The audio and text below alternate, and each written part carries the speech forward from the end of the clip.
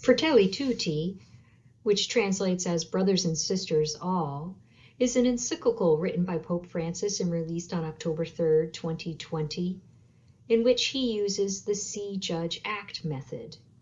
In this video, we're going to look at the second section, the Judge section.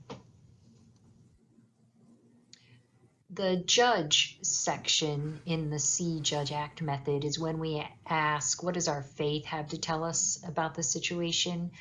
Help us to figure out what does it mean. So this is where we ask, how does Scripture speak to this? How do the principles of Catholic social teaching apply? And what does church teaching have to say about it? The challenges named in the C section highlight the need for us to reconsider our priorities on a personal, communal, and global level before it's too late. That's the purpose of the Judge section of Fratelli Tutti. Francis pours out the theological heart of the encyclical in a lengthy meditation on Jesus' parable of the Good Samaritan in chapter 2, called A Stranger on the Road. So let's study the Good Samaritan parable in the Gospel of Luke, chapter 10, verses 25 to 37. The Good Samaritan is a parable about a Jewish traveler who's stripped, beaten, and left wounded along the side of the road. First, a Jewish priest and then a Levite come by, but both avoid the man. And finally, a Samaritan happens upon the traveler. Samaritans and Jews despised each other, but the Samaritan helps the injured man. Jesus is described as telling the parable in response to the question from a lawyer. The question is, who is my neighbor? The neighbor is the one who shows mercy to the injured man, the Good Samaritan.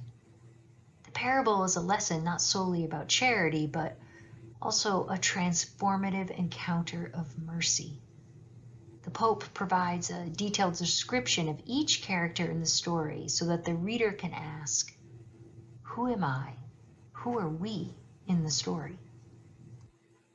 In paragraph 64, Francis says, which of these persons do you identify with?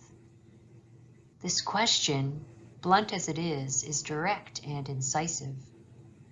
Which of these characters do you resemble? We need to acknowledge that we are constantly tempted to ignore others, especially the weak. Let us admit that, for all the progress we've made, we are still illiterate when it comes to accompanying, caring for, and supporting the most frail and vulnerable members of our developed societies. We've become accustomed to looking the other way, passing by, ignoring situations until they affect us directly.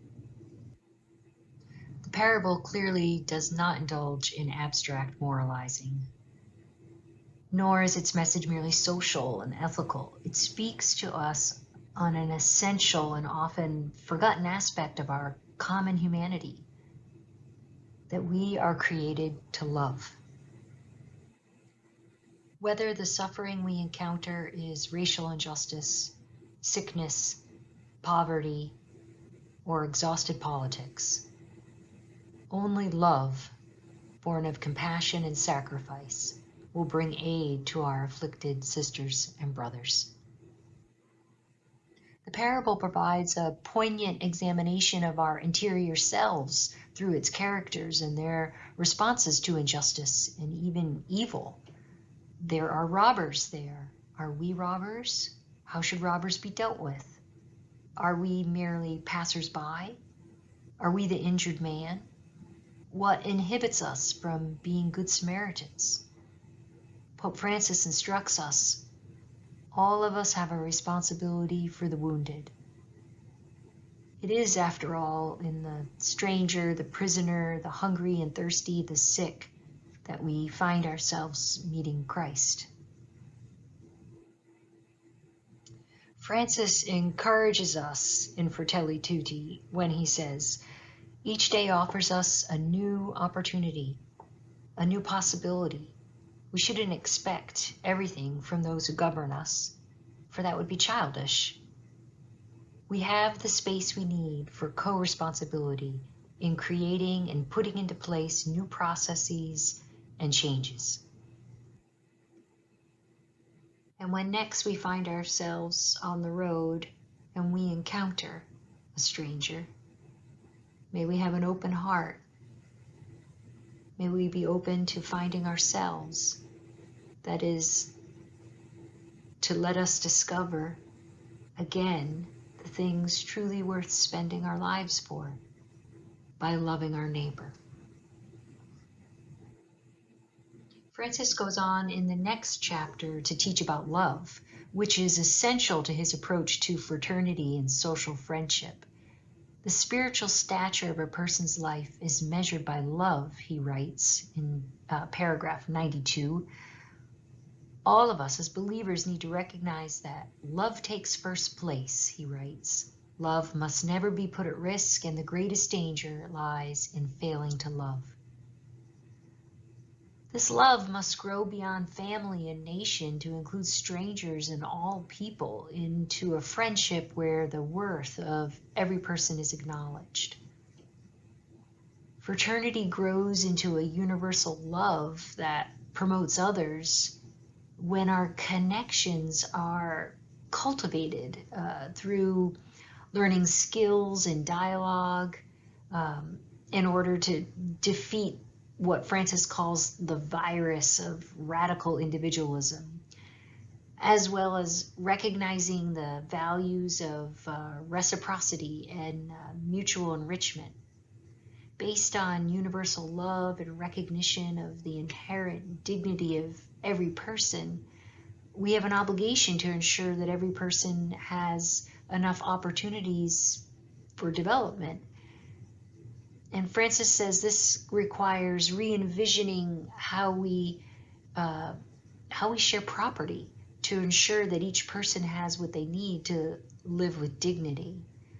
This affects, on the international level, how we welcome migrants and refugees, and it brings about a idea called the universal destination of all goods, meaning that God's gift of creation belongs to all of us to share in a balanced way so that all life can flourish. In the next chapter, Pope Francis explores the moral and social implications of having a heart open to the whole world. He writes, "The true worth of the different countries of our world is measured by their ability to think not simply as a country, but also as part of the larger human family."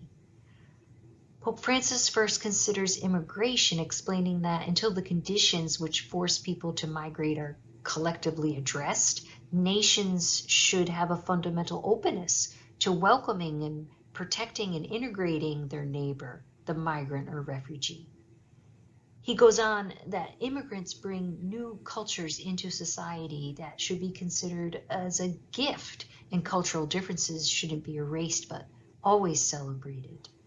Pope Francis describes how, especially in the era of globalization, mutual assistance between countries proves enriching for each. This has a lot of implications for actions that I'm going to leave for Marie to cover in our next session, and I'm going to turn now to our small group questions.